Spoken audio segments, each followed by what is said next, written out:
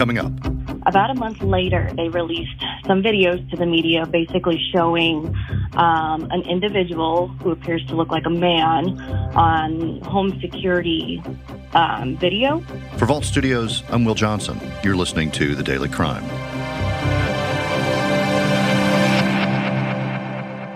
A family in San Antonio recently gathered to celebrate the birthday of Christopher Olivarez. He would have been 41 in January. Chris was just that person, he would help everyone. He would do whatever he can for you. My son, Chris, has a big smile that we're all here to support him. Christopher was killed on September 25th of last year inside his home. And despite video evidence of a person at the scene of the crime, no arrest had been made. The killer's still on the loose. And like I said, the people that are responsible, they'll be caught. They'll be caught because we're not going to stop.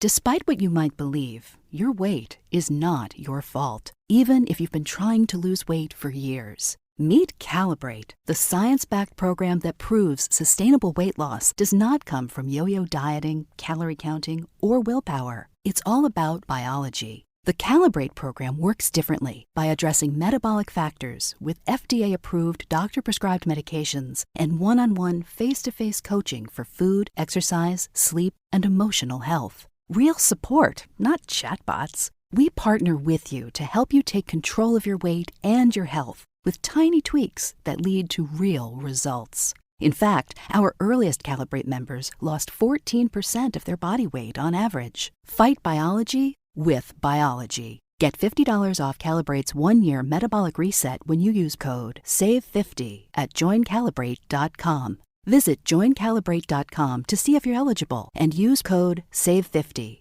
I'm joined by Sarah Duran, a multi-skilled reporter at KENS5 in San Antonio. Sarah, thanks for being here with us. Hey, I appreciate it. Sarah, this happened back in the end of September of last year.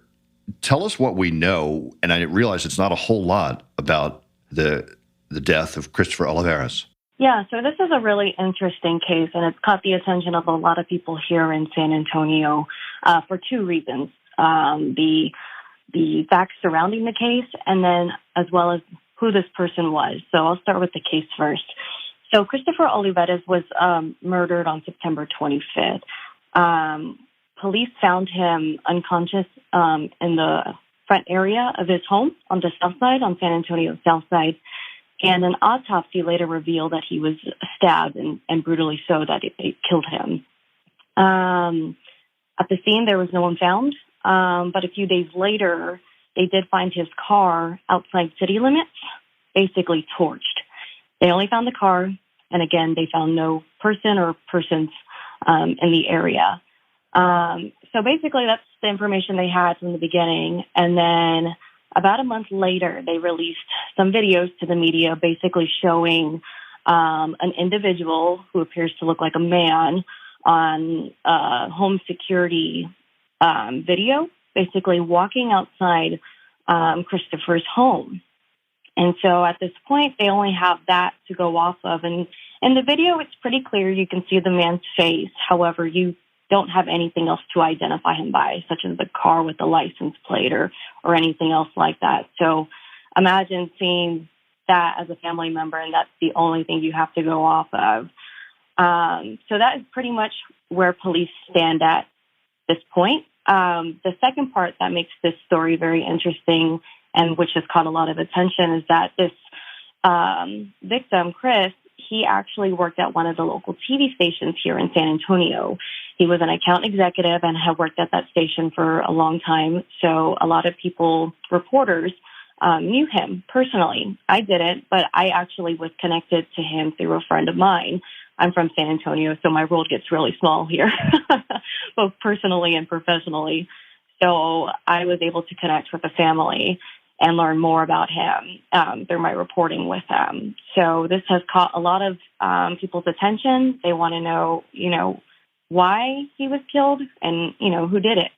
And that video, that surveillance video, it's almost surprising. I mean, you mentioned you can see this person's face and he's been described as a person of interest, but it's just not enough to lead investigators to this person, right? I mean, this video has been distributed far and wide in the local area, right?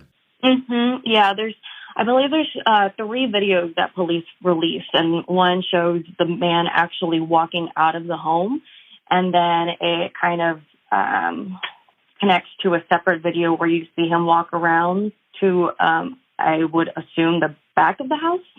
And then a separate video shows individual walking on like a concrete slab, so perhaps the driveway. But that's really all we have to go off of. And it's frustrating now watching that back because in reporting other stories, police, I can send them all this home security video that I want, but if they don't have something to identify these people, these individuals, then they really don't have a whole lot to go off of. It's hard when there's nothing else to identify them by. In December, the family spoke to the media, and I believe yourself, about raising more money and a reward value that's been going up, and then more recently held a birthday celebration for Christopher, right? Yes. So the family has been really active in the community, and I think that's really helped push this story along. In early December, they hosted a plate sale at one of the local VFWs, and they wanted to do so in hopes that increasing their cash reward would bring someone forward to speak and hopefully lead to an arrest.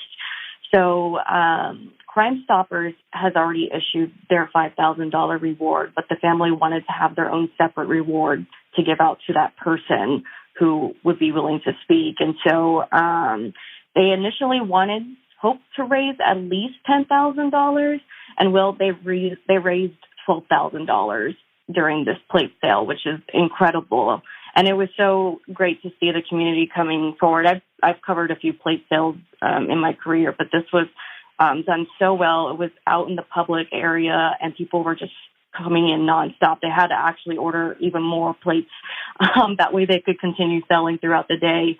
But that was the first real interaction I had with the family, and despite it being a really tough situation, they were very welcoming and also very willing to speak about Christopher.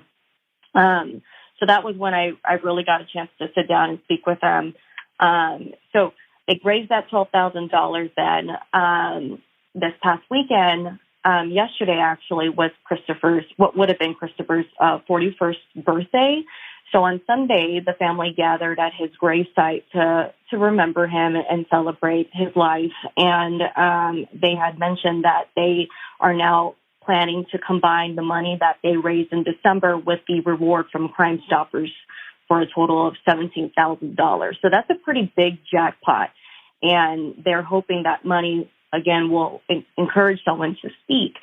But Sunday was, another special opportunity to speak with the family because they're just, still in a lot of pain. On Sunday, I had a chance to speak with the mother, and I didn't have that chance in December. And it was just a very emotional conversation I had with her. She, as you can imagine, as a mother, she's still in a lot of pain losing her son in such a horrible way. And Sarah, in the meantime, no further word from investigators on this, right?